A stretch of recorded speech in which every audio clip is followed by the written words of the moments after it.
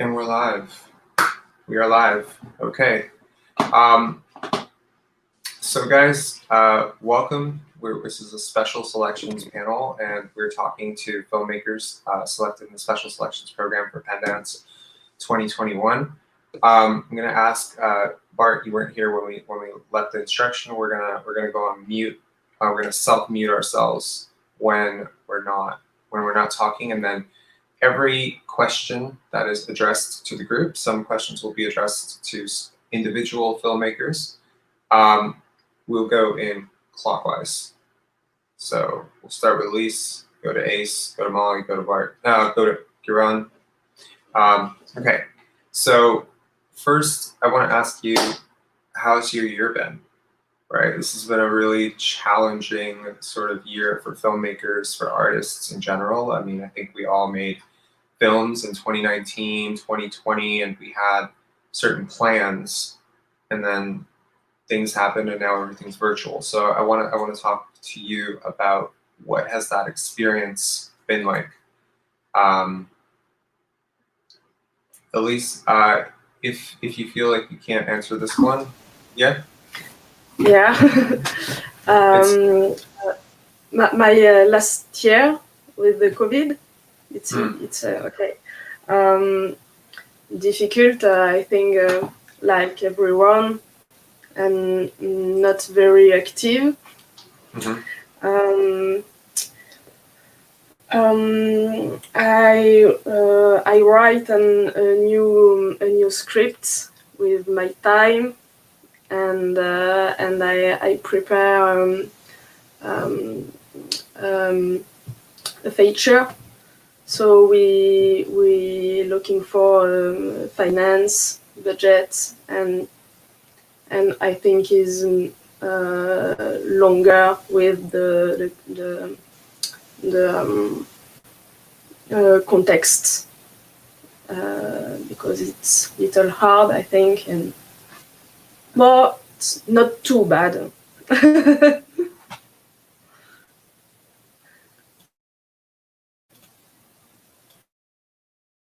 we don't hear you. I do that at least 2 times every Q&A, so get used to it. I completely forget because I can't hear myself. I said it sounds like you've had a very productive year. Productive. So. Yeah, full of work. Ace, how's your year been? A lot of challenges, I think, like everyone else. How do you continue to do the work we do in this world? And I think, especially independently, there are a lot of challenges. You don't really have the resources to do it. Pay for professional COVID testing, and wow, you know, it's there are a lot of concerns, obviously, but I've spent the year writing, trying to figure out what the next thing is, and then obviously post on the film that we were fortunate to screen here. Thank you. Love being part of Pendance. So yeah, it's been a challenge, I'm sure, like everyone else, but just trying to forge ahead. That's all you can do. You know, so yeah. Molly? Yeah, like this year for everyone, it kind of sucked. I think the last thing I did before the lockdown was go to Pendance 2020, which is kind of surreal that was just a year ago. Yeah, I think like for the first couple months, it just seemed like nothing I wrote felt relevant anymore because just nothing was the same. But because I work in TV in Toronto, I think like I have more confidence in the film industry now than I did before. Like the amount of safety just on set there, it's like I feel safer there than I am at home. So that's nice. Yeah. Kiran? Hey, COVID hit when I finished my second year of school. And so I've taken the year off from school. And for me, like aside from all the hardships, obviously for everyone, it's been nice to like take a pause from these like really intense 2 years of education and just Okay. like think and read a little more. So aside from, you know, the obvious circumstances, it hasn't been bad for me.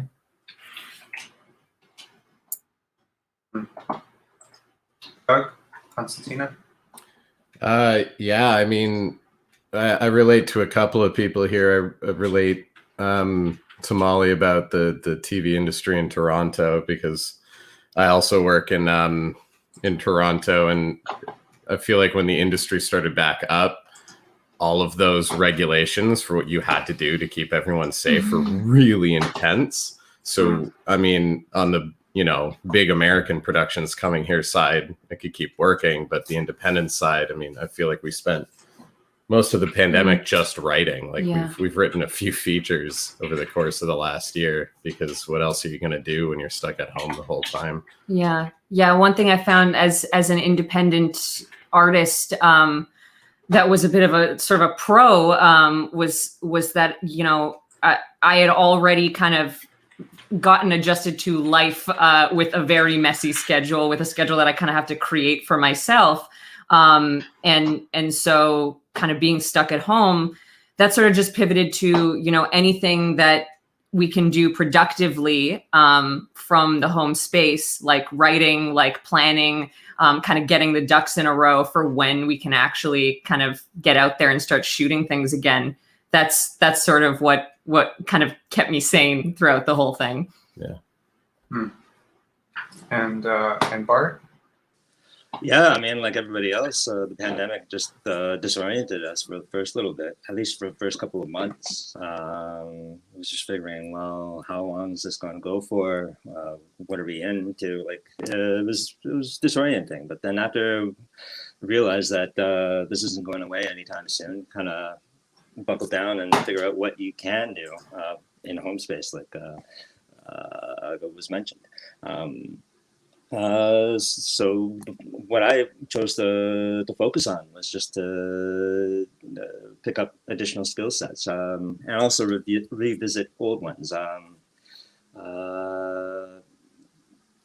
Things that I've always put off for the longest time because I've always been busy with other things. This was the perfect time to get all that done. So I focused on editing my new demo reel, get that revised, and that led into doing post on Ace's film.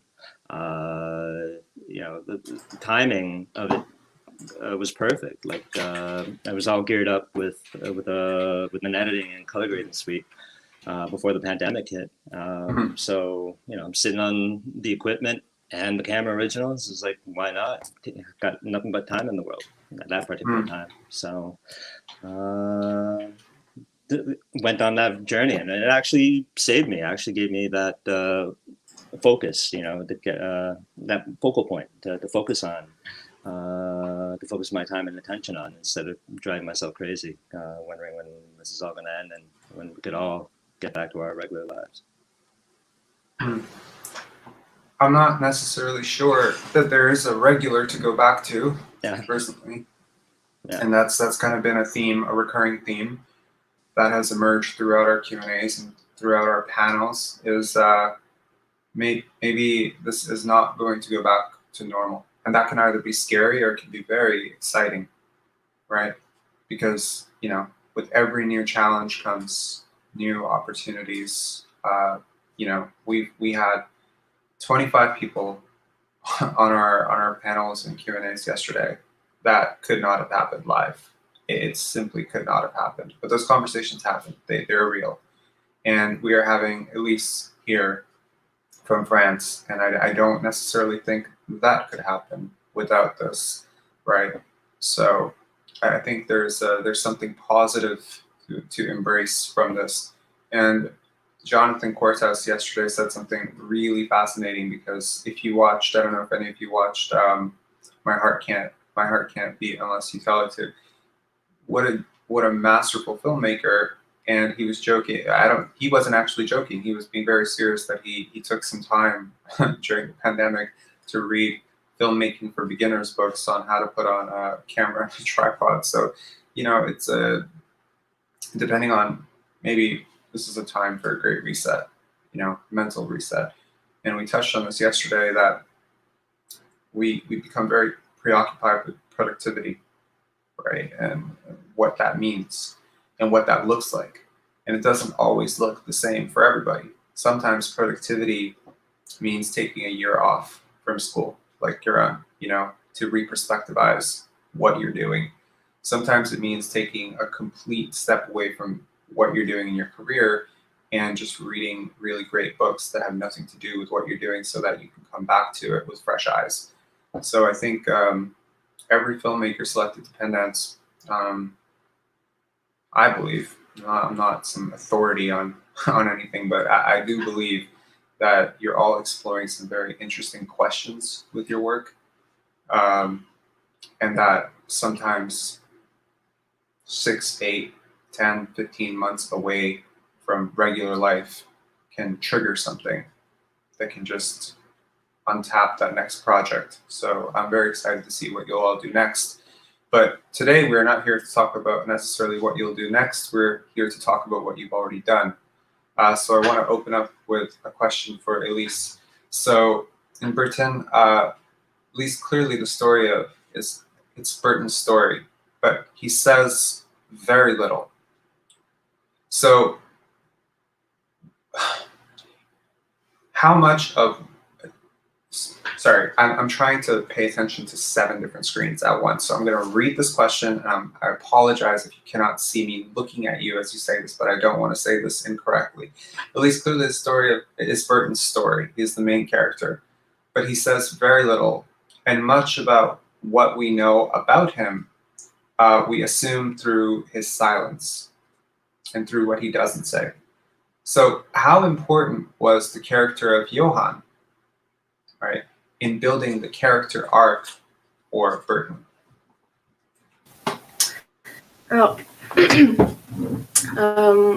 In French, the title of movie is Bête, which means both beast and dumb. It's not Bertin. And I think the movie is not fundamentally the story of Bertin. As such, Bertin becomes the character of story of his own life, and I think the movie says that. You say me if you don't understand, because I understand. Okay.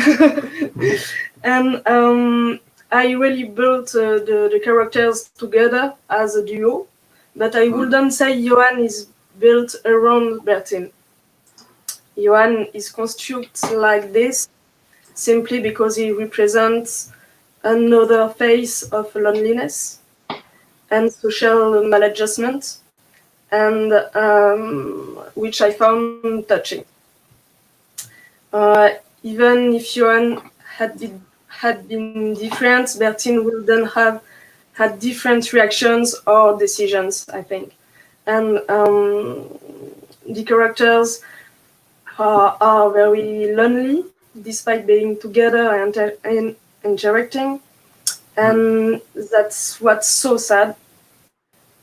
And maybe that's also what will push Bertin to make this final decision to abandon Johann in the end. And he and Bertin form a duo that kind of works, but works badly, until one of them realizes that he doesn't need the other to exist. And the relationship of dependency is reversed. And there is an awareness, and for the first time, a hard choice of independence and surrender for Bertin. It's just my point of view, but not the only one, and not the best, I think, but my point of view of this story. Well, I do want to say for anyone who's watching this that you should absolutely go check this film out. It is on Pendance Library, it is on Inventive right now, and it is free to watch. all across the world, right? It's free to watch across the world right now, and you can see it for free. And it's an amazing film. We have a long history. Your DP, Jimmy Butchery, was selected as an official selection to the first ever Pendance, and he was the second film at Pendance.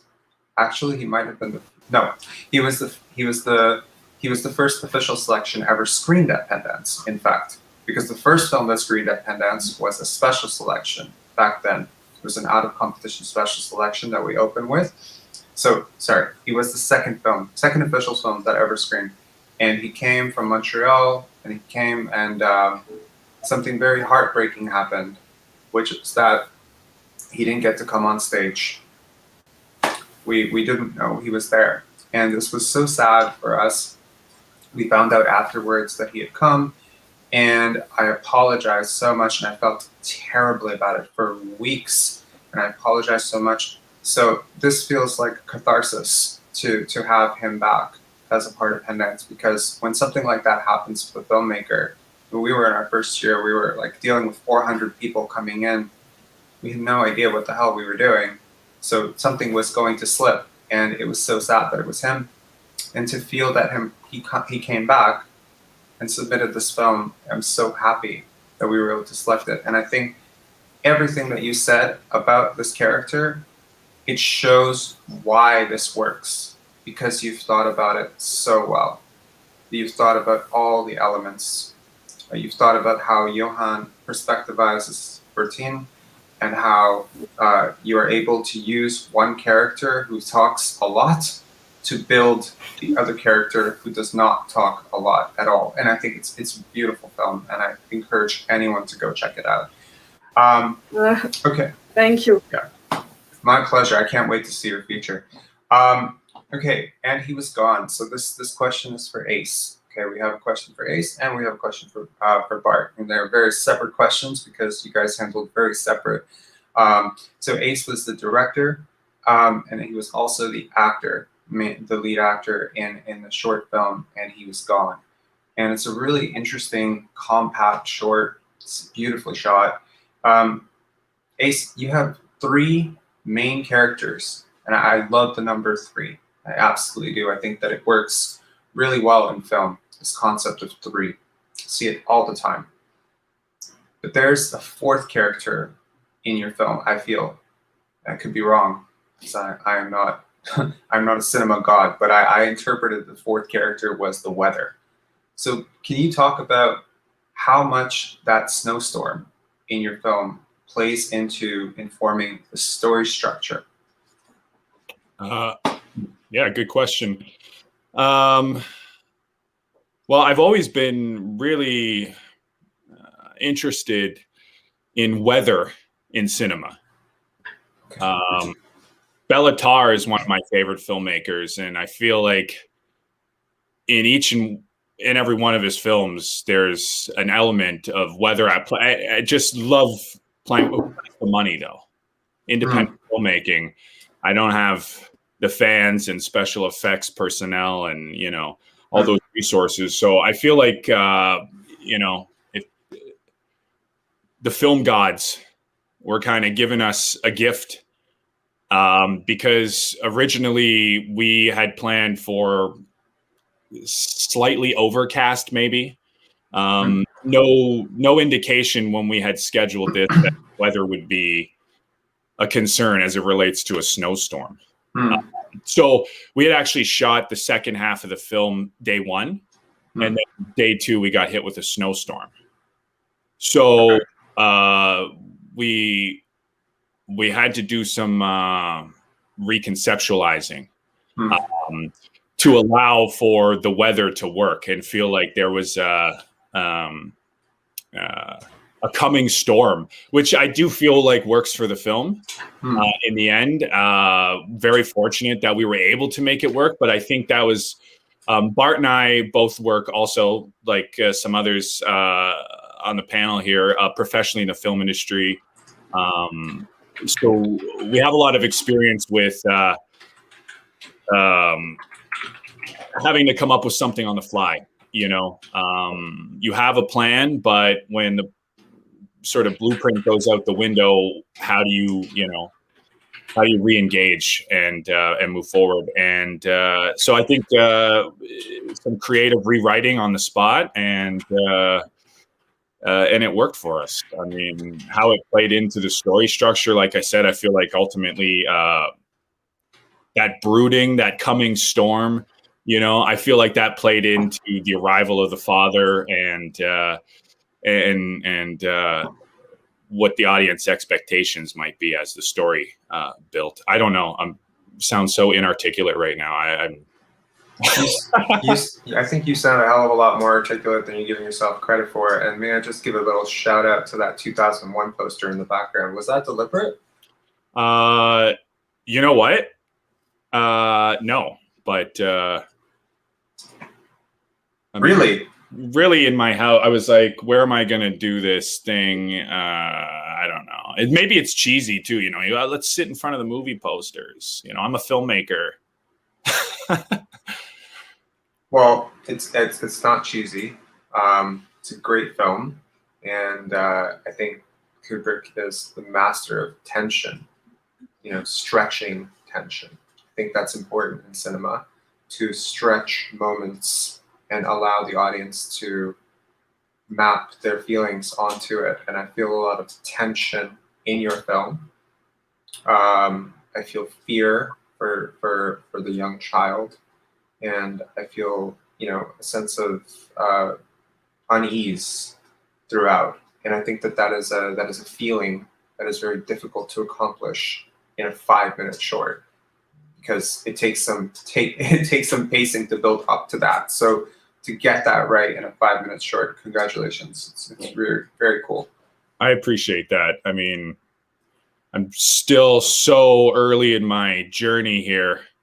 I'm just super grateful that, Pendance, yourself, enjoyed it and are screening it here. I mean, so grateful. So thank you. I really appreciate that. It's such a tough business, and tough to try to be an artist or and make films. So, I mean, congratulations to everyone here, because it's huge just to get something off the ground from what's in your head one day and on the page and then on the screen, to be here. So thank you. No, I don't know if you had a chance to watch Adam's interview yesterday for Dinner in America, but he was speaking a little bit about that, exactly what you just said, this concept of just making something and putting it out there, and how difficult that is, right? So yeah, absolutely. I didn't really understand that when I first started making films. I absolutely didn't. I thought, well, whatever, how hard could it be to make a bad film, right? It is hard. It's hard to make a bad film. It's progressively harder to make a better film, and it's really hard to make a masterpiece. But everyone starts somewhere, and I think that for anyone who's tuning into all of these, I'm sorry if I'm repeating myself, but it is worth repeating that the questions you're asking as filmmakers are going to determine the types of filmmakers that you actually become. It's not the answers, it's not the equipment, the tech, the whatever. That stuff all matters, but it's the question at the core. What is loneliness? What is isolation? These are the building blocks for where ideas come from. The questions that we have inform the ideas that we eventually come to. Continuing on in this clockwise thing that is sort of clockwise, but not really, but we're going to go to Molly next. Middle of Nowhere. So without giving away too much of your film, what went into the decision to tackle grief whilst injecting pauses for humor and comedic beats? Because this is, a lot of people think grief, sad film, drama, but you have a lot of light moments, laughter in your film. There's a lot of casual conversation, and I think, what went into that decision? Yeah, I think that life is just fundamentally very silly and dumb. So I think that, I don't know, any experience that I've had that's very serious, there's always just something that makes it Less so. So yeah, I don't know. I also I think that like the whole grief thing, drama, sad, like there's a million films like that and they've all been done better than I ever could. So that's like my own comedic like view on on grief, and it was just like a natural thing for me. That makes sense. I think something that was said yesterday was that sometimes laughter disarms someone before you can punch them in the face. And this was sort of I think there's a lot of films in Pendance that punch you in the face. I think there's quite a few of those gut punch films, and there are moments in a film which are beats, but then there are progressions to the beat, and how rich and how much that resonates depends on where the viewer is when you hit them. And so sometimes I think that laughter can open somebody up to receive something that you're about to give them. This is about as, go ahead. I was just gonna say, it puts the audience sort of in a vulnerable position to like, they're open, they're happy, like their heart is like more opened, but then yeah, you just stab them in it. That's the absolutely. Yeah, so I think that's a big reason why I think that the arc of your film and the end works the way that it does, is because we've spent so much time just chilling, you know, with these characters, and you know, laughing and a little bit with them, and then you know, it gives you a lot to think about. And I think it's to anyone out there who's interested, again, it's on Inventive right now. You can go watch it for free in Ontario, middle of nowhere. And, you know, it's a film that does tackle grief, and in a very interesting way through the perspective of a girl and her brother. So moving on to Kiran, were you thinking about the pandemic? Okay, because I watched your shorts. Okay, by the way, guys, I know that I'm the festival director, but I'm the shorts programmer for Pendance this year. So this was my baby, like the shorts program. Everything you're seeing, this has my fingerprints on it. The features, I don't have a lot to do with that, right? So they're amazing because Kayla and Barry are awesome programmers, and shout outs to those guys. But the shorts this year, this was a year-long thing for me. I was just watching these shorts as they came in, and I got a lot. And then Giran, your film came in right around, I think it was a day removed from just having a mental breakdown in a grocery store. And Giran's film is it's a Kafka-esque, you know, nightmare almost. Am I describing it correctly? It's almost like a nightmare where a man stands on a line and cannot escape the line or the room, and cannot. There's a guard, a receptionist who basically will not let him move past the line. It's about the absurdity of rules, bureaucracy. There's so many themes, but one thing that just kept coming back to me was, this is like COVID. This is like the COVID protocol. And there's so many films out there about leaving the world. We're gonna get to that departure. You know, or you know, there's films about it's collective consciousness almost, right? Like all artists are reflections of society they're living in. We've lived in a pretty strange world. So were you thinking about the pandemic at all? And are you sort of surprised, if you weren't thinking about the pandemic at all when you made this film, when you thought about this film, are you surprised at how accurately it maps how we're operating in this space? Yeah, I'm surprised. I didn't even think about it until I saw the blurb on the Pendance website. But I think it's applicable because, I mean, I mentioned that it's like in my description that it's Kafka-esque, and Kafka wrote like 100 or like 80 years ago, right before like fascism and communism and capitalism became very powerful and stuff like that. So, I mean, he saw it like way before I did. I mean, there's the absurdity of bureaucracies and stuff. And I think the film is vague enough that it can apply to different situations. So it's totally true that it could apply to the pandemic, in which rules are more exaggerated and more enforced for obvious reasons. It's interesting too, in the early draft of the script, it was much less COVID friendly. I initially had 10 characters, and with each draft, I killed one character. So by draft 9, I had 2 characters. So it's much easier to social distance with that. You're very funny, you know that? Like, is that intentional? Is this like a dry sense of humor? It's hilarious. Yeah, people say I'm dry, I guess. Yeah. I almost wish Doug and Constantino were not on mute right now. You would be hearing hysterical laughter. No, I mean, that's a fascinating take, and I think that the point, 2 things that the way you said. Number one, by leaving it open, you do leave a lot of room for interpretation, for people to map themselves.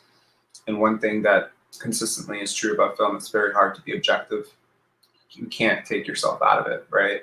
So, for instance, there's a film that's screening today called Paccaroni, right? And it's about it's by Christian Benea, and it's about a boy losing his mother. And I watched it, and I said, I'm not actually able to take myself out of this, because I did lose my mom, and frankly, I don't know if what I'm seeing in this film is actually there or if I'm projecting. So I think that it's a unique talent that you have to be able to be so broad and yet vaguely specific. Let me add to that. I saw Paccaroni because I'm at Ryerson, and so I saw it when they screened the thesis films in my first year. And actually, my friend who was sitting next to me, it turned out the story of the film exactly happened to him pretty much as well. So there is like the question of, I mean, there's no such thing as objectivity. So to what extent is it your personal interpretation and what is actually the film? And so, I mean, that's the great thing. It depends person to person, and people can read different things in different films. That's why I've always loved films that leave it open. You know what? I agree with you, and I think that that's a really important element of independent films, right? Because whether we're talking shorts here at Pendance or we're talking about independent films in general, I think there's a lack of filtration that allows the artists to actually come through. Because, you know, for those of you who have worked on bigger projects, there's a lot of cooks, right? That you know, like destroy the pie, if you will. No one will get this. No one will understand this. You have to make this way. You have to emphasize this more. You have to take this scene out. You have to take this character out. This thing is offensive. And by the time you're done with those 150 compromises to make something more accessible, you have effectively had what I call a 7 across the board film. And this is a term that we have at Pendance, and it's like an in-house term that we have, and I'll share it with you because it's no longer in-house now because I'm sharing it with the whole world. And it's basically the film that gets a 7 from everybody is probably not great, right? It's not it's actually a really bad sign when a film doesn't provoke something more extreme. And so yesterday during My Heart Can't Beat, we had 7 or 8 people message us on Instagram and say, F off, I'm done with this film. I can't watch it. It's too uncomfortable. Like, I'm sorry, I'm dropping out. I can't watch this. And when I told Jonathan, he was like, hallelujah, that's great. That's so great, right? And then we were having a conversation with Adam at Dinner America, and he was talking about his feature film, which got like, I mean, you can review it, and any one of you can go check it out. It has like a 3.2 on IMDb or something, got universally killed. But the impact of that film is extreme because the people who connected with it worldwide. So it's not a failure, right? If it can create that type of impact. So I think that independent film has the potential to polarize, Whereas a lot of this Marvel stuff, no offense to anybody who's working on Marvel stuff and whatever, some of it's really good, but it's like baked in to be a 7. So we want to talk to Douglas and Constantino. We have some questions and stuff we're getting, but we will get to those in a few minutes. Douglas, how were you able to pull off such an ambitious short on such a limited budget? So, I mean, Departure actually started as like a challenge between Constantina and I to write a new short. So we made our previous short, we made in a friend's cottage, and we wrote it to be in the friend's cottage.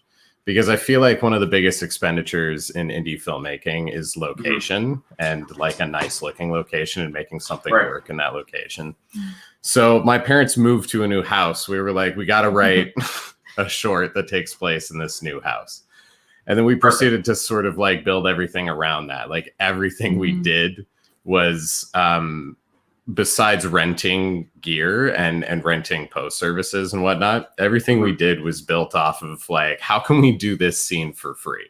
What's the most creative way we can shoot this without having to really dive into any funding bodies or anything? Like the exterior shot, the exterior scene of Phaedra going for her jog, we shot that. All I had to do was call the city and let them know that we were shooting on the street, because we specifically shot that in the street, so that we wouldn't have to actually go onto the property. We would shoot at the property, because it was just a construction site.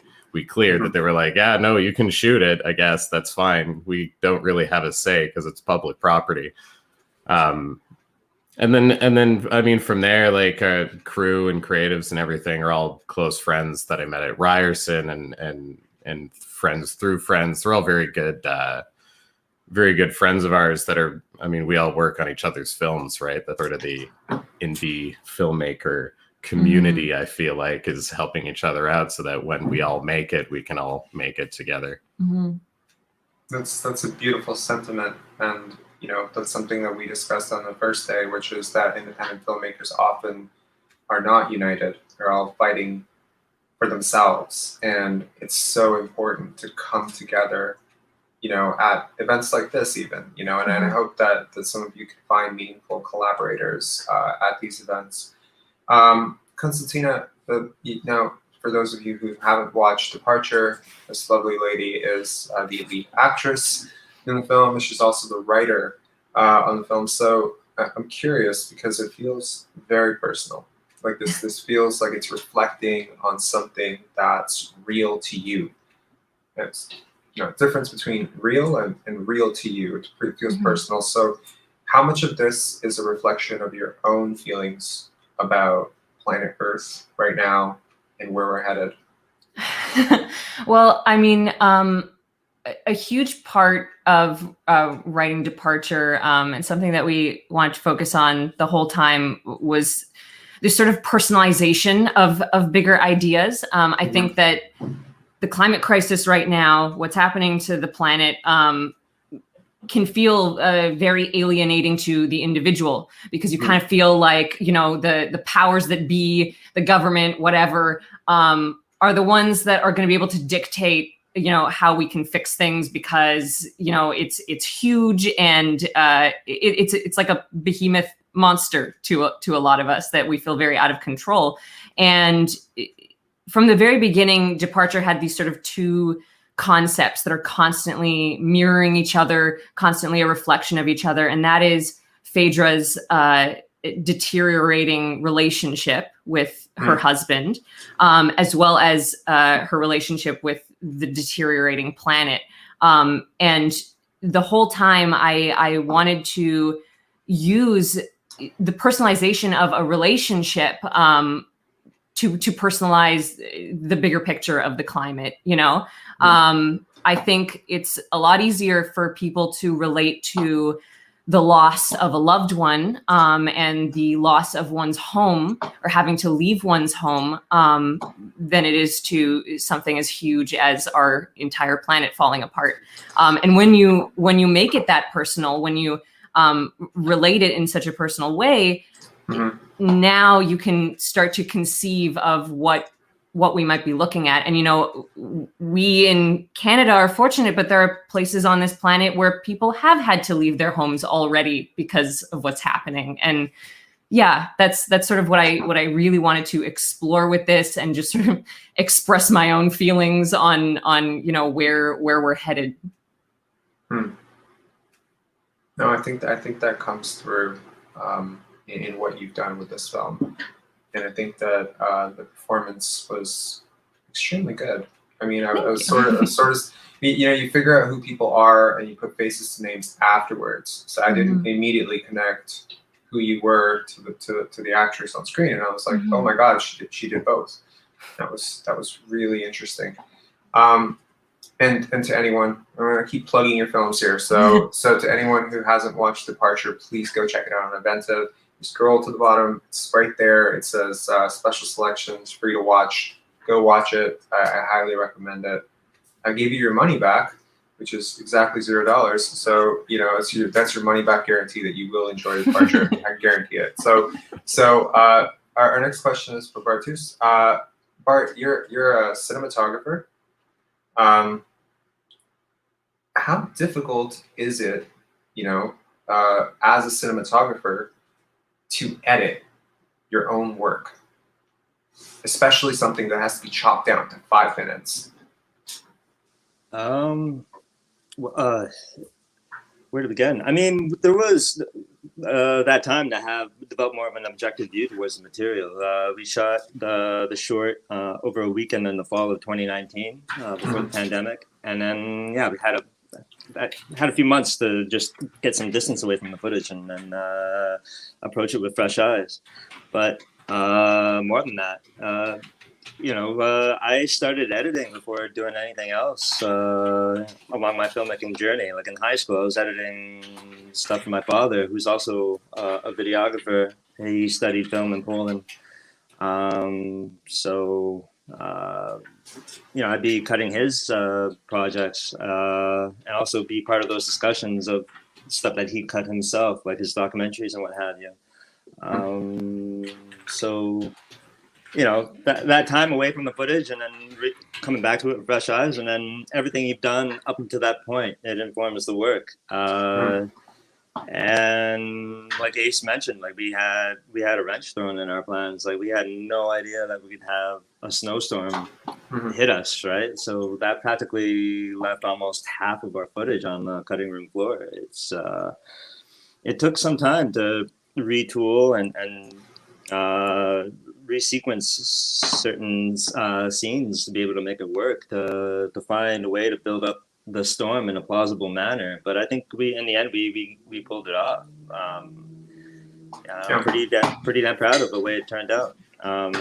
Put together the rough assembly and then sat down with Ace a couple of days, and we just went through it with a fine-tooth comb, and Ace had phenomenal ideas to ratchet it up even further. And we were able to get it down to the 5 minutes that we see now, you know, the final cut. No, I think sometimes because we do fall in love with a certain shot that looks a certain way, but then fitting it into the story and doing everything in service of the story is the job of the editor. So sometimes I think it's very difficult for cinematographers or directors or writers or actors to be involved in the editing process. But good job, you know, absolutely. Thank you. Yeah, I mean, like Roger Deakins mentioned, you know, it's not about individual shots, it's about the entire story. All the pieces have got to fit to tell a coherent whole.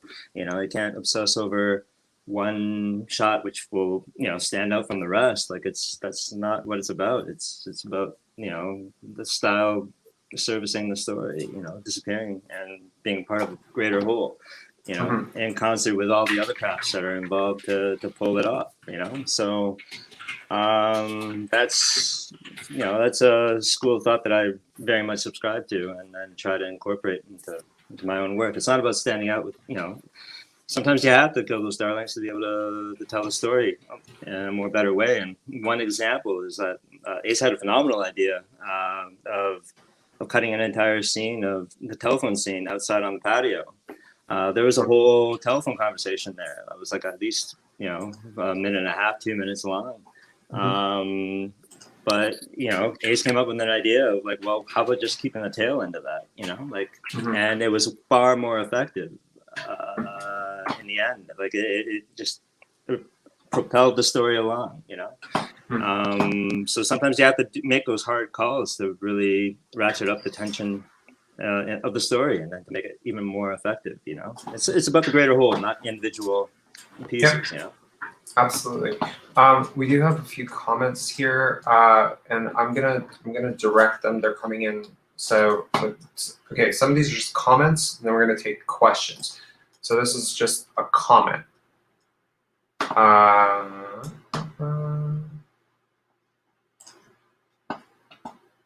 I don't know what she loves. She just loves the Q&A. Here, getting a movie out there in 2021. Biggest challenges and how were you handling them? How do we feel about this question? Let's play a game. Let's say we're gonna do this in 3 words that come to mind when you think of getting your films out there, because I do feel like we talked about this in the beginning. So let's try to answer it by making this overly complicated by saying you have three words. Okay, so there you go. You have so Elise, what are 3 words that come to mind when you think about getting your film out there? And if you don't want to answer, don't answer. It's fine. I thinking, and can I fast skip? We'll come back to you. Ace. Thank you. Challenging, as always. That's 3 words already. Sorry. And opportunity. I think this pandemic's presented all new opportunities. Like you said, we wouldn't have Elise here. She's in Paris. The fact that we can all connect, a lot of positives. So it's 24 words or something. I don't know. Sorry. 32. Yeah. Molly, 3 words. Waiting, different, and wish I didn't spend all that money on the Dolby Mix. Not going to see it in a cinema anytime soon. True. It's a different film, right? 5.1. It's a different film. Guerin? Try my luck, I guess. You screwed it up with the I guess. You were the only person who followed the rules, and then you messed it up. All right. Okay. Doug and Constantino, we'll give you guys 3 words each. Okay. Okay. Global, local, and That's 3. oh God. That's 5. Okay, you go. That's 7. Film Freeway. That's 1. That's 1. Streaming. Hope. You almost gave into the and. You almost did, but you slurred it into and hope. So, okay, that's amazing. Bart, 3 words on what it's like to get your films out during 2021. Preparation, perseverance, tenacity. Winner. All right, Doug's. You kind of screwed up with the and things. We're gonna have to give you a pass on that. At least 3 words. See, 3 words, and patience, silence, and surprise. You're forgiven for the 4th word there. Okay, perfect. Okay, let's go to another question by Eliza.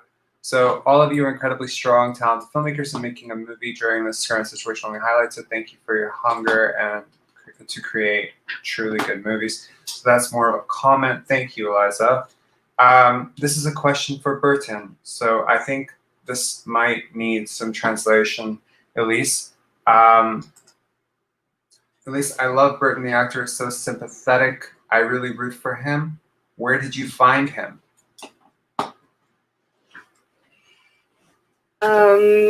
In Lyon, a town near Grenoble, in France, and un peu par hasard.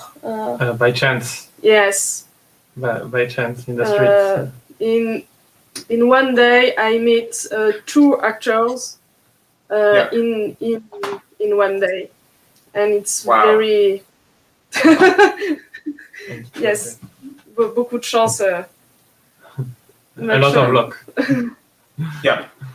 And match perfectly, and okay. I make nothing, it's okay. There's another one for Burton. I love Burton. I think it's one of the better films I've seen. Elise, how do you choose what stories you want to tell? And this is continued. Burton character feels so universal about being lonely. How did you do this? Sorry for English. Well, I don't know. Thank you. La première, c'était...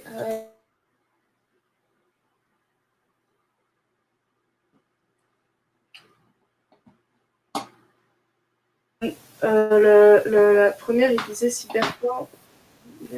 What was the first question again? The first question, sorry. So, the first question, I love Burton. I think it's one of the best films I've seen. At least, how do you choose what stories you want to tell? For Bertine, it's true facts in Grenoble. The two guys, Rob and Emmaüs. I think in Toronto, you know Emmaüs. And I think it's very crazy and funny and sad. So it's a good story. And I write little more crazy, and okay.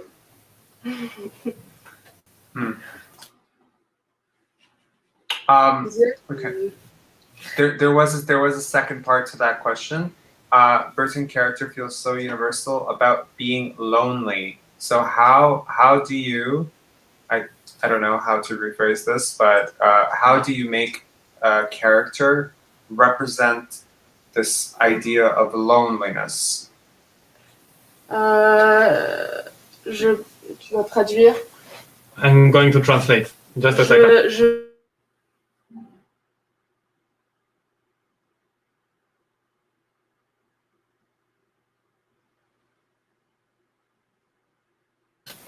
So it says that when you find people on the streets, you look at them, you can kind of feel them, and that helps her to understand loneliness, and that's how she gets inspired, I think.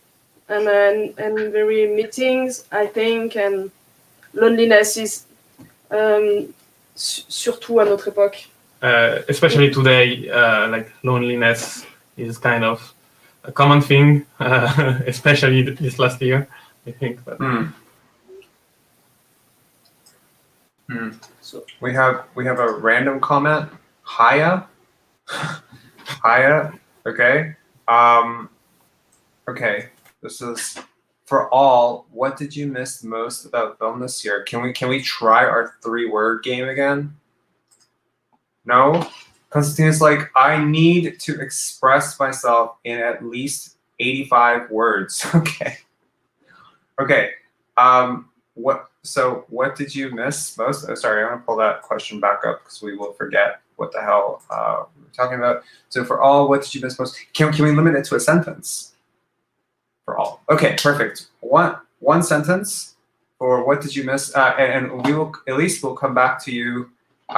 Ace, let's start with you. What did you miss most about film this year? I missed most attending the cinema to see the films, how I love seeing them, how I think the filmmakers want us to see them. That's what I missed most and what I look forward to most. Molly? I miss indie films and making indie films and just humans in collaboration. Kieran? I didn't really miss films because I watched them the whole time. I had the Criterion channel, and that's enough for me. Did you check out your movie subscription? Sorry? Did you get your movie subscription? I have one from Ryerson, so I was on that as well. Yeah. Okay, we need to start a petition for Guran to lead a comedy, like some sort of. Dude, you're extremely funny. All right, Doug, Constantina. I feel like I actually have. I agree with two answers that have been given. Constantina and I watch a movie every day, so we've actually had an abundance of film for the last year. But to be completely honest, I very much miss going to the cinema. It's really hard that I haven't sat in a movie theater in over a year. And I know that's like a very like first world country issue, but I miss going to the movie theater. Was your last movie theater experience Pendance? It was one of them. Okay. It was definitely in the last three. Yeah, I mean, we did Tenet. We did Tenet when Tenet was in the theater. Yeah, because we were the only people there. Yeah, we were the only people in the movie theater. Yeah, we went to Dark Knight and all those Nolan re-releases when they put them in theaters. And that was super cool. We saw Dark Knight. We saw Inception. It was pretty cool.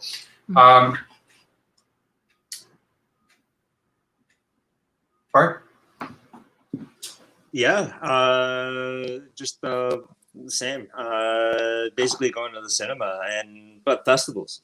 It's not just about the screenings. It's about having a group of people sharing an experience for a longer period of time, like over a weekend or a week per se. And it's not just a one-off screening. It's a period of time where you see the same people and you can share experiences.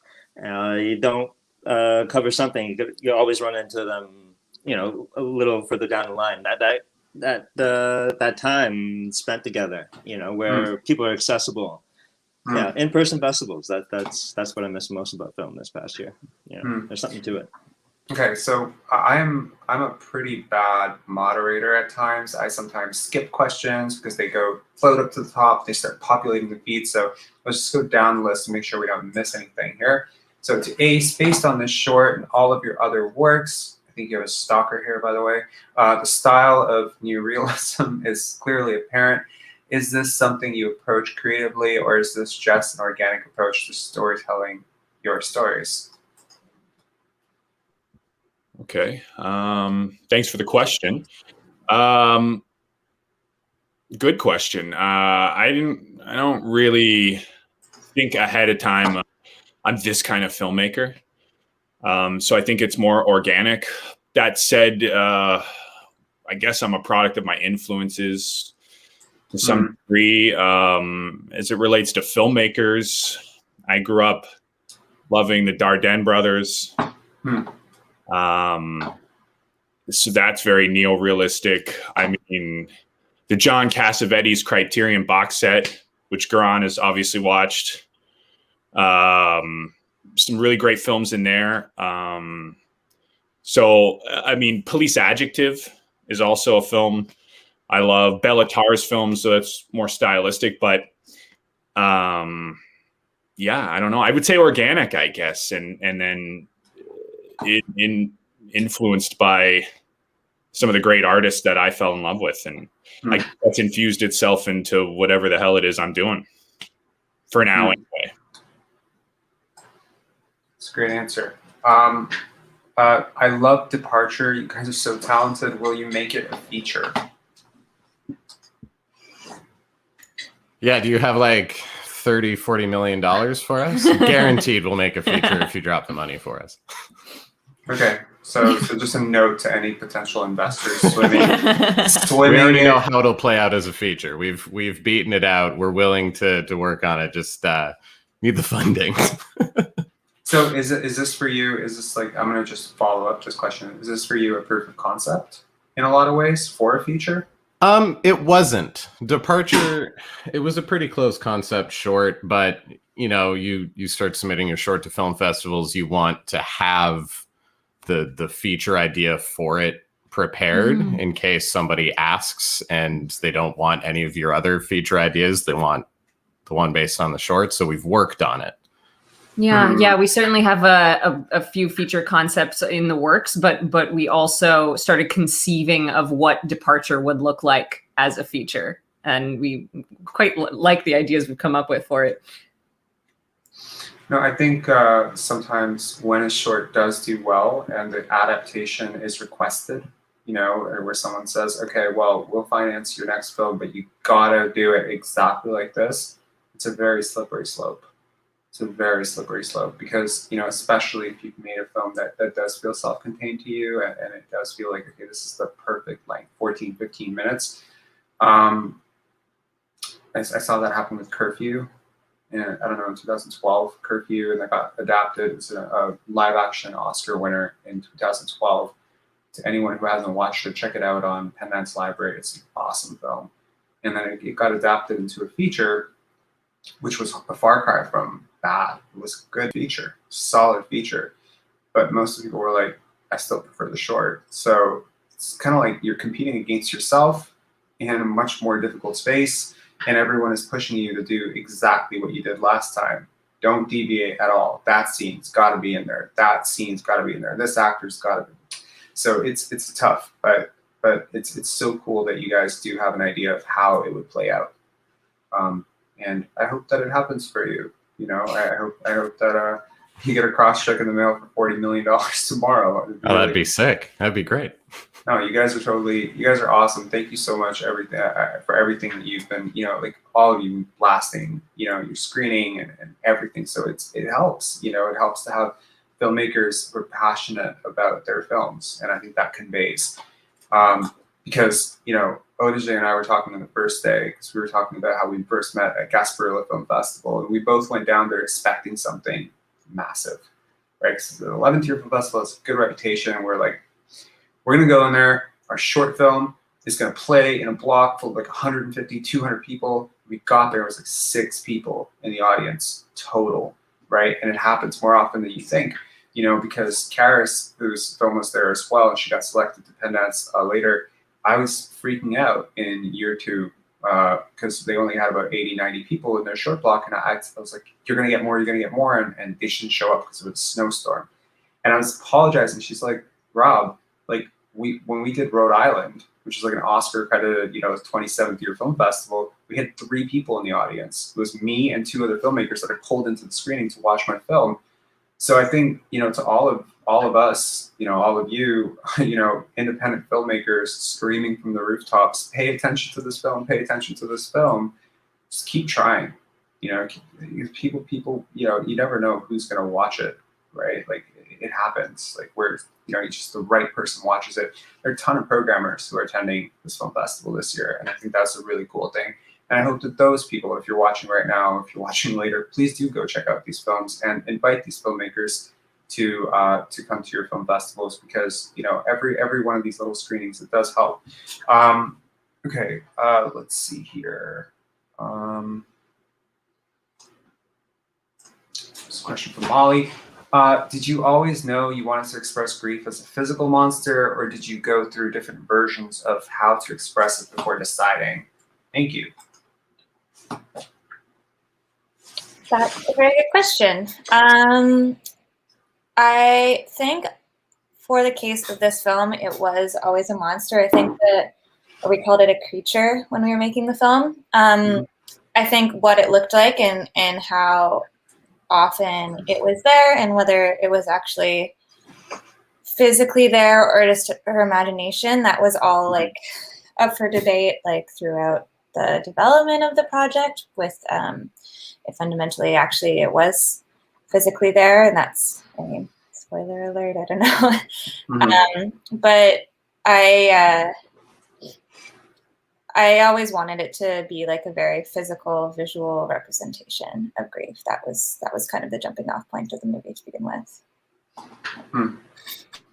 Thanks. Okay, Waleed. I'm so inspired how all of you did your films. Can you talk a little bit about what did you have to overcome and maybe story of your success as an independent filmmaker?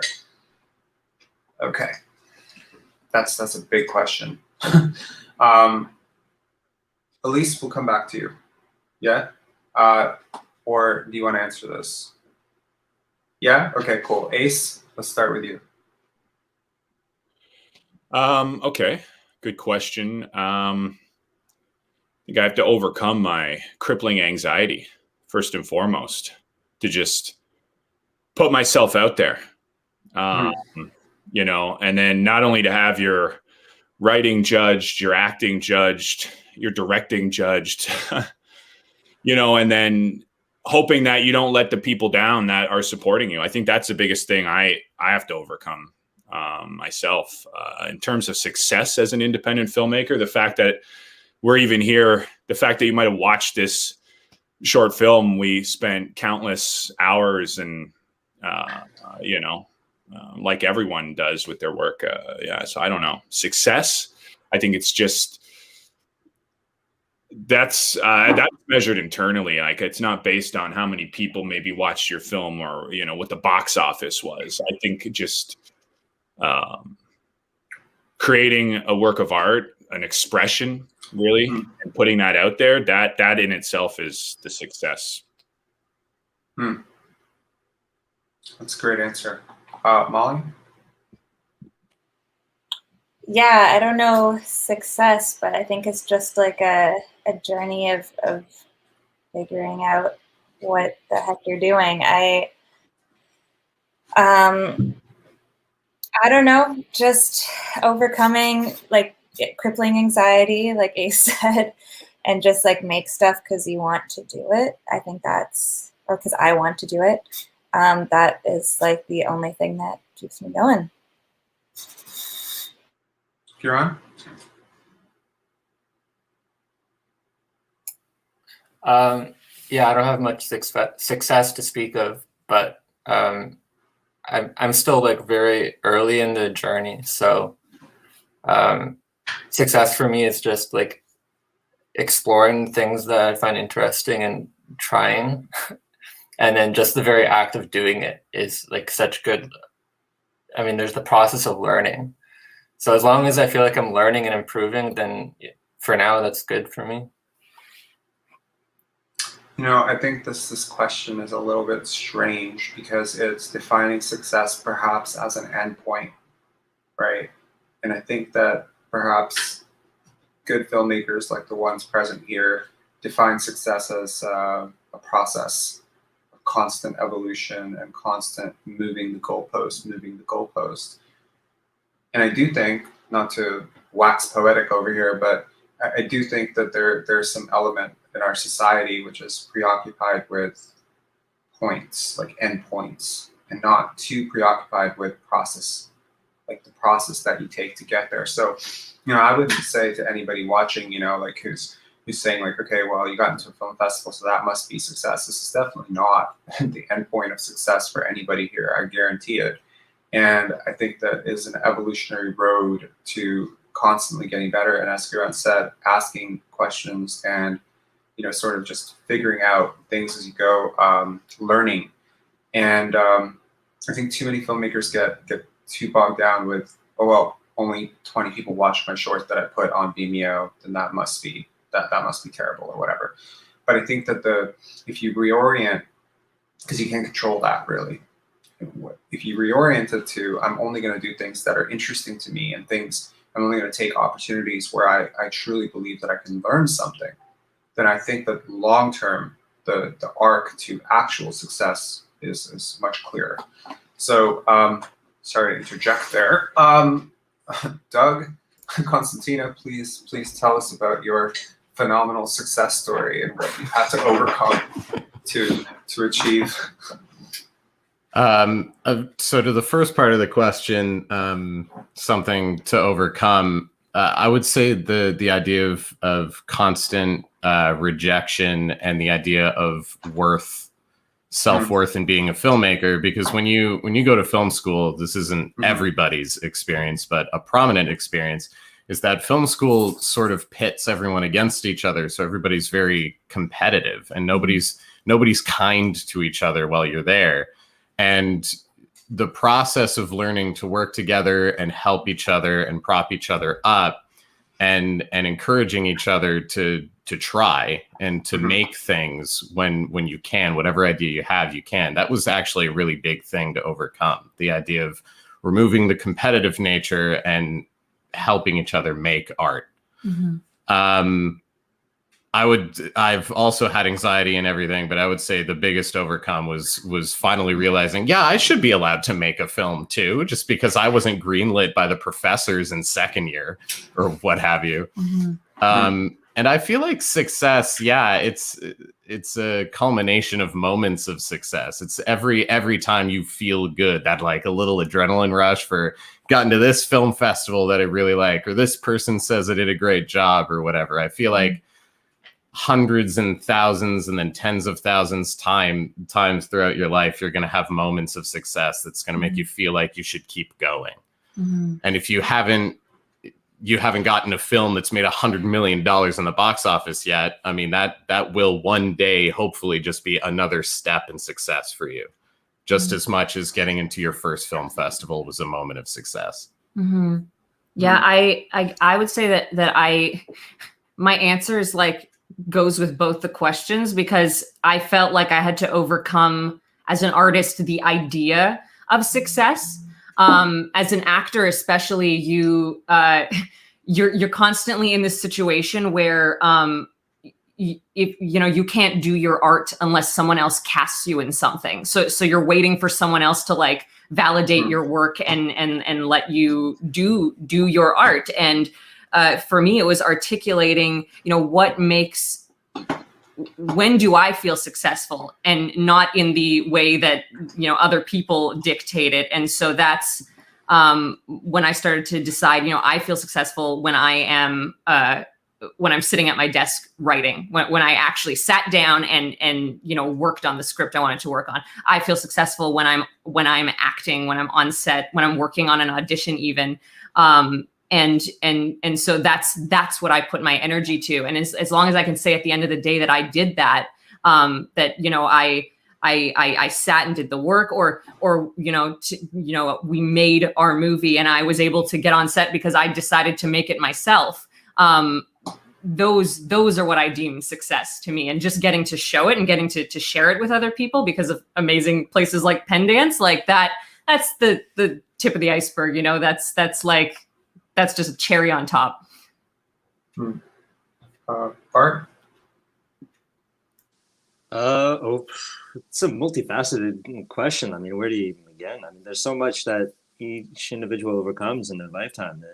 It's kind of hard to pinpoint. But I mean, the one thing that comes to mind first off the bat is just overcoming social awkwardness and just putting myself out there and finding collaborators to work with, because it's not a solitary art form. Like, it's very collaborative. And I mean, if you don't have your team of collaborators, then it's a very lonely place to be. There are documentarians that can do it.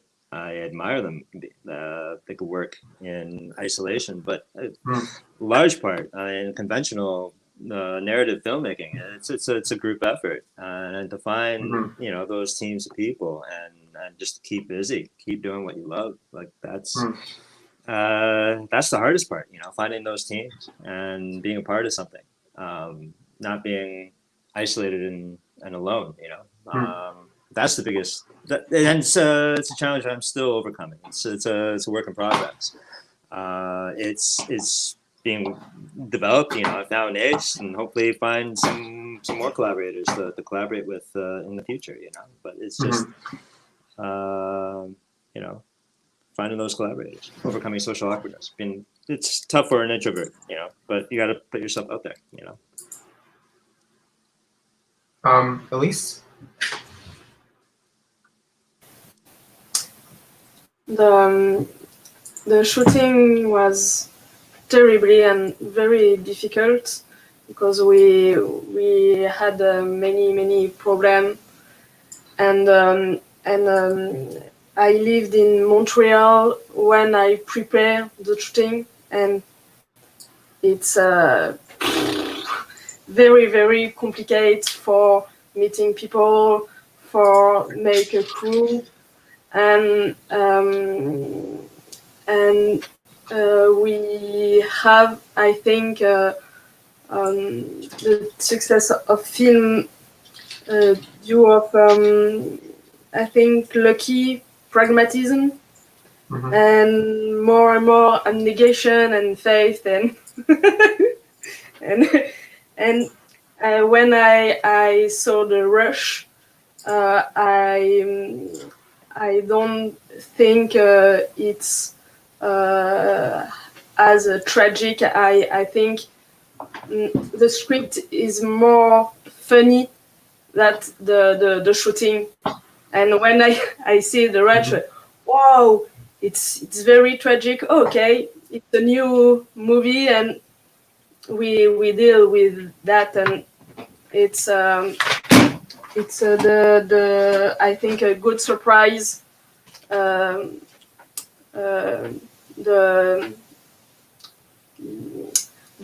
movie Live en dehors de soi un peu. Le film lives its own life. Yes. It's beautiful, I think. So. That's very interesting. I love how you frame your thoughts. It's such a clear emotion to how you think. I don't know, this is the clearest way I can say it. I don't really completely get this question, but to all, the idea of 7 across the board movie was introduced earlier, I guess by me, saying that, you know, it's a type of film that frankly everybody kind of likes, but nobody really loves. So what is a movie that would be considered a 7 across the board that you would rate more highly? I guess that makes sense. Yeah, sure. Ace, let's start with you. Is there a film that's considered a sort of like an average film, considered, you know, very palpable and very digestible by a lot of people, that you think maybe goes under the radar? It's a good question. I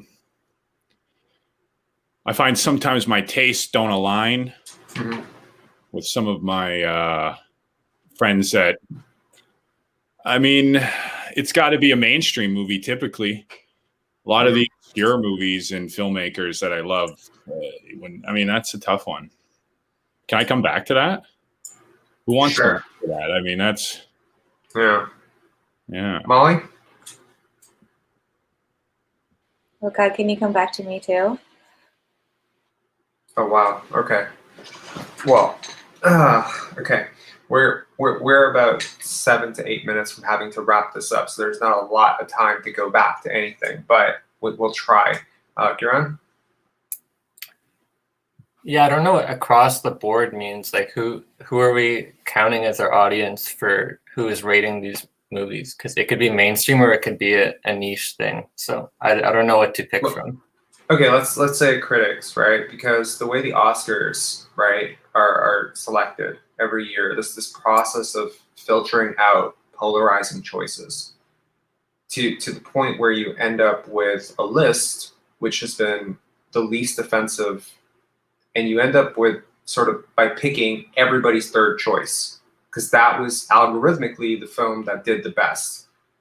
But the third choice on everybody's list was the first choice on no one's list. So it's almost like it's like picking the least unlikable, as opposed to picking the film that was in fact the best. Does that make sense? It goes back to my earlier point about polarizing opinions and how like great films do tend to. I've watched, you know, speaking of 2001: Space Odyssey. I mean, you know, there are people who walk out of that theater every time. I don't know what the hell they were going in expecting, but they're walking out of it. But there are people, you know, that have seen, they're just like, oh, this is so boring, this is whatever. But then there are people that swear it's the greatest movie of all time. So, you know, it's like films that take chances, they do dare to be a little bit polarizing. So I guess the average critic is rating them. No?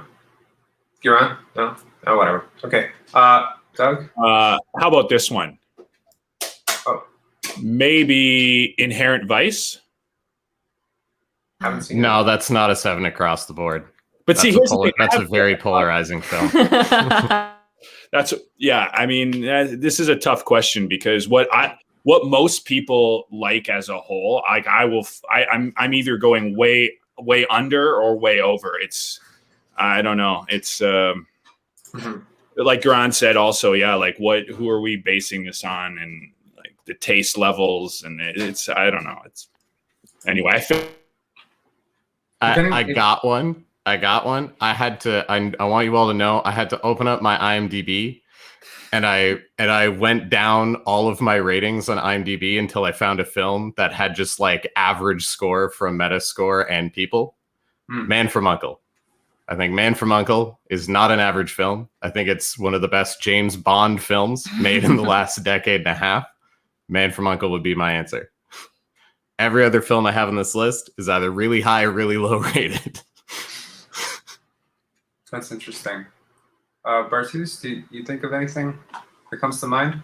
No, I mean, I'm too busy making these things and obsessing over, making films as opposed to watching them. I'll leave it to the critics to decide. Nothing comes to mind. I mean, this was such an interesting thing because Constantine and Doug, like, you guys just post movie ratings like all day. It's so obvious that you guys are watching so many films, and you're watching a ton of films. And it's interesting because yesterday we were talking to Michael Lucello on the Pendance Midnight thing, and I sort of understood where he was coming from too, where he said, I actually don't watch a ton of films because I want to remain sort of like untouched by other influences. And ironically, it's when he started watching more and more films that the world opened up a lot. So I don't know, to each their own, but I think watching films is a great. I don't think that it taints your own perspective. I think it inspires and informs your perspective. I think it's important to watch films personally. Elise, do you have a film that you really are... Maybe in the subject of pigs, maybe Babe. It's not polarized, but I love it. And don't know. That's a really good answer, actually. All right, this has been so much fun, guys. There are a few more questions. If we can get to them like super quickly. And to anyone watching who's interested in film festivals in general, we have a programmer tips panel coming up at 1:00 with Robin Citizen and Alexandra Mitchell and Brenda Lieberman and Leslie Scallon, and these are 4 of the best programmers in North America. They're going to tell you what they're looking for in films. So if you're somebody who's submitting to film festivals, tune into that. Okay. There was definitely a question that I skipped over, and I don't know why I skipped over it. So hold on. Okay. This is a comment. Who's it for? Who am I seeing a Star Wars? Oh, wait. Nope, that wasn't it. This was a comment. There we go. Okay. See, I'm not actually a Star Wars buff. My girlfriend jokes with me because I often use her Star Wars coffee mug or Star Trek coffee mug. She's like, you're a poser because you're not a fan of that stuff. And okay. Challenges. This is also from the same person. What are some challenges that young emerging filmmakers face when entering the field? Boundaries? I don't know. Okay. I mean, can we limit this to one sentence and we leave this as our final question? Ace? Yeah, I would say the challenge is definitely truth. Truth. Good answer. Whatever you're doing. Molly? I think understanding that there's no blueprint into like the industry of filmmaking or the world of filmmaking or the storytelling part of filmmaking, and finding your own voice and your own way of doing that, it's really difficult. End of sentence. Okay, also I want to add, there were a couple of people who messaged saying that they couldn't access middle of nowhere today. That problem has been fixed. I'm running tech support on my computer over here while running a Q&A, so this is just powerful, but you can unlock it now, and you have, Will, do you mind if we give them an extra day to watch it? You're cool with that? Okay, so to make up for the last night today, we had a bit of an issue with one of our short films, not middle of nowhere, actually another short film, where we had to replace a certain clip for reasons that will remain unmentioned right now. It was due to a legal thing, so we had to like rack our brains at 4 o'clock in the morning, calling lawyers, calling people in all over. It was absolutely nuts, and we never dealt with anything like that. So I apologize if something on the platform got a little bit shifted, but we'll make up for it by opening it up for another 12 hours. Yeah, Kieran? Maybe the challenge is being young and emerging, and that's a challenge in itself. So even before the problems of an industry, it's like learning or figuring out what you exactly want to do. I'm more concerned about that right now. I mean, not everyone in this panel is young, but I am.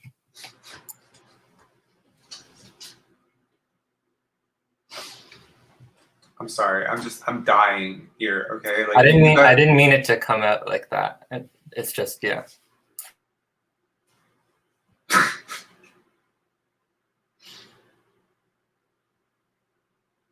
Like, where do you go from there? Now I'm like counting gray hairs, and I'm like, oh my God, I'm 33 years old and I'm not young anymore. And now you got me thinking about like, oh man, what am I doing with my life? It's a slippery slope, man. All right, but you're right. But it's true, because like when you're in, that's kind of the purpose of school. It's not necessarily to get a lot of money or funding and stuff, but you're literally figuring out what you're trying to do in the first place, right? No, and I completely agree. But one of the other things, and I think Molly could probably attest to this, having come from London Film School, is it's about the people that you meet, right?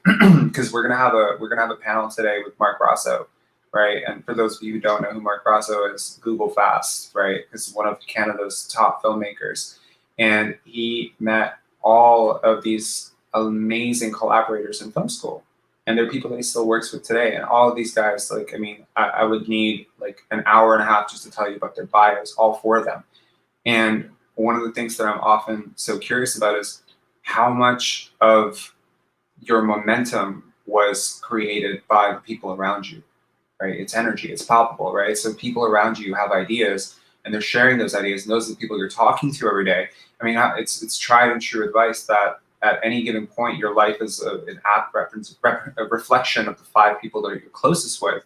So film school is a chance to meet those people, right? Good film schools, like, you know, shout out to London Film School, right? I've seen so many projects in London Film School, you know, that Warsaw Film School, Belgrade, like there's so many great film schools out there, and people who go there go to connect. So, you know, yeah, I think people who've gone to Toronto Film School, Ryerson, etc., will say that, you know, they felt alien sometimes. It was like an alien experience, maybe, feeling a little bit disconnected from what they were trying to do versus what a whole bunch of people were trying to do. Maybe some people came in. But I do think that film school and perhaps even film festivals are a way to meet those 4 or 5 people that, I don't want to say necessarily will push you, but will become part of the fuel that you use to push yourself, if that's an articulate way to put it. Doug?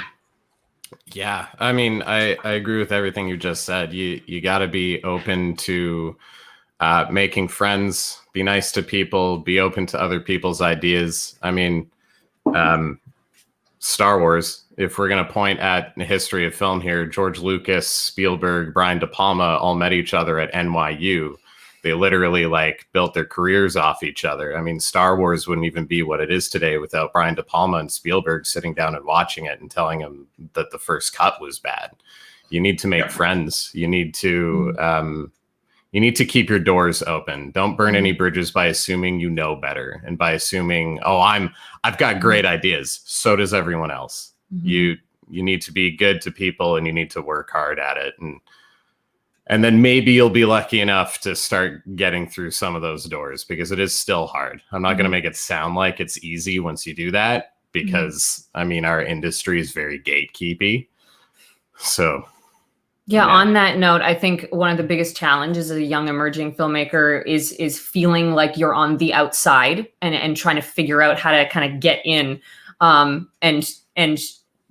by no means do I feel like I'm, amongst the elite yet or anything. So I can't exactly give advice on it, but I would say that over time, by making our own stuff, by putting it out there, by essentially articulating what it is we want to do with our art and doing it and putting it out there, it has felt a lot like that wall is crumbling down slowly, slowly, slowly. I've felt more involved in the film community and more involved in what it is we want to achieve. And it's like baby steps. Be patient, I guess.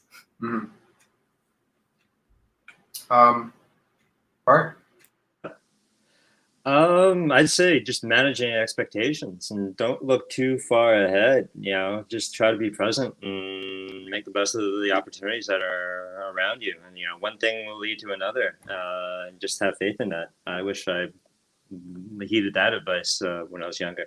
Just was always wondering how am I going to actually make a living doing this? It's just instead of being present in the moment I found myself in, I was always haunted by or anxious about these questions about further down the line. Just don't look so far ahead. Just do the best you can with what's under your nose right now. Things will work themselves out. Have faith in that. So it took me a while to learn that.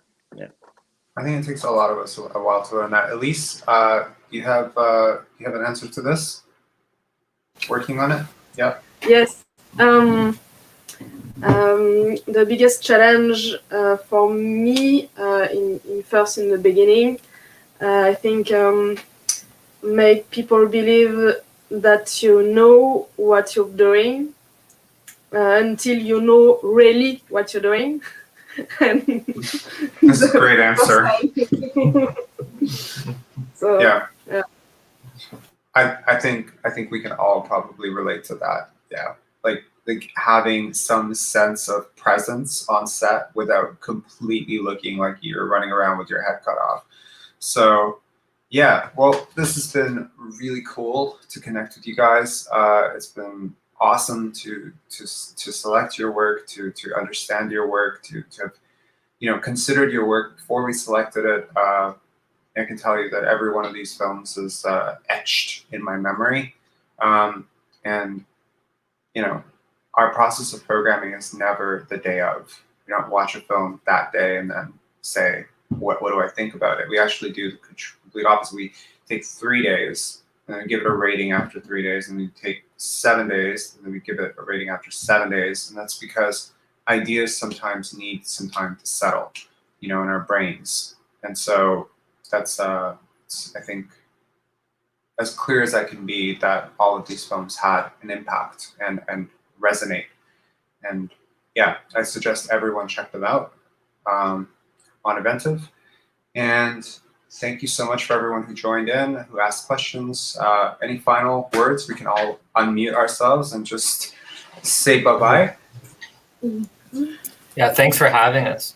Yeah, absolutely. Yeah, thank Thanks you, for having us. Pendance, and thanks for everyone who's watching. Yeah. Thank you. Thank you. Glad And to be a part of remember, story is everything. Absolutely. Story over everything. Screwed it up, Ace. I filmed the end of the Q&A. Story is everything is probably a really good hashtag too. Yeah. All right. Take care, guys. All right. Thank you. Bye. Bye. Bye.